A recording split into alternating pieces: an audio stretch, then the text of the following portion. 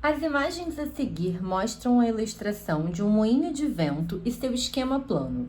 Considere que a parte inferior do moinho é representada por um tronco de cone circular reto, de bases paralelas, e que as suas 4 pás se movem no sentido anti-horário.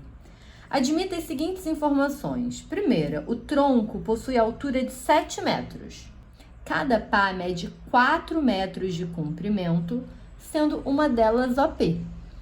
A trajetória do movimento de rotação da extremidade P é a circunferência de centro O e raio 4. Então, aqui a gente tem uma circunferência de raio 4. O ângulo AOP igual a θ é medido no sentido anti-horário a partir do eixo horizontal X. A altura Hθ do ponto P é relativa ao plano horizontal, que contém a base maior do tronco. Calcule a altura H do ponto P quando o θ é 120 graus. Então, o que a gente quer nessa questão é quanto mede, né, de P até o chão, fazendo um ângulo de 90 graus. E isso é a altura H que ele está pedindo. Como eu posso resolver essa questão? Eu sei que um pedaço dessa altura H é a altura do tronco, que é o 7. Então, eu sei que esse pedaço aqui é 7. Falta descobrir quanto mede esse pedacinho aqui em cima para poder somar com 7 e saber a altura final do ponto P. Eu vou chamar esse pedacinho que está faltando, que é o que eu preciso calcular, de X. E agora eu vou analisar esse pequeno triângulo retângulo que foi formado aqui em cima, sendo X um dos catetos. Vou redesenhar esse triângulo fora do nosso moinho para a gente analisar um pouquinho melhor. E vou fazer ele um pouquinho maior também. Eu tenho um triângulo retângulo que a hipotenusa é a pá do nosso moinho, que mede 4 metros. Então, eu sei a hipotenusa. Eu quero descobrir quanto mede esse cateto daqui, que eu chamei de X.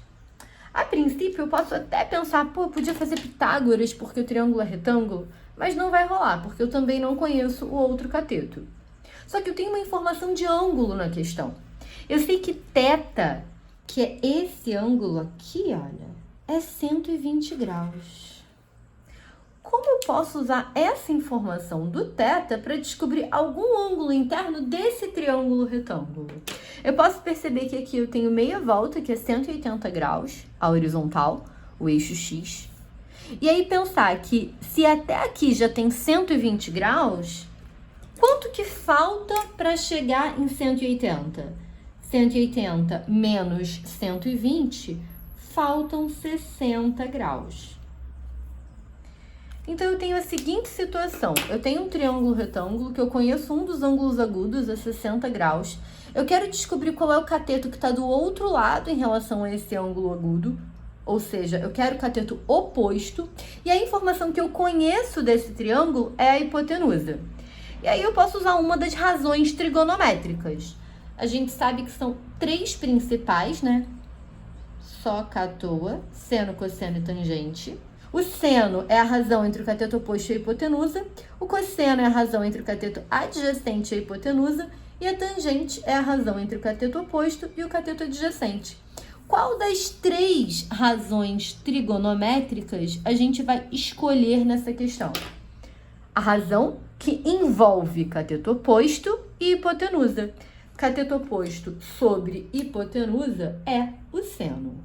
Então, a gente precisa agora ir lá na tabelinha dos ângulos notáveis e olhar qual é o seno de 60 graus, que é a raiz de 3 sobre 2, e analisar nesse triângulo quanto que é o seno de 60 graus. Ou seja, qual é a razão entre cateto oposto x e hipotenusa 4.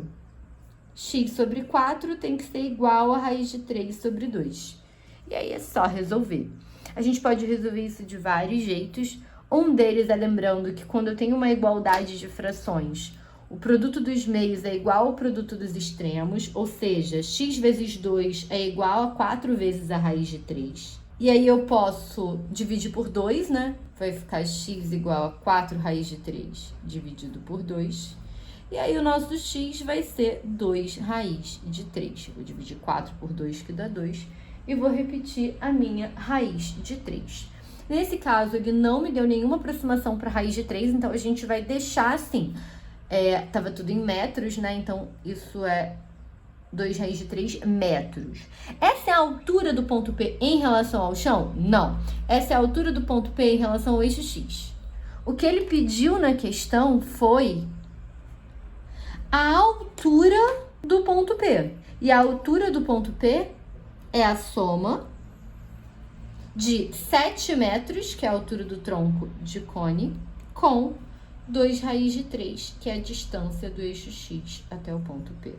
Isso em metros. Então, essa é a resposta.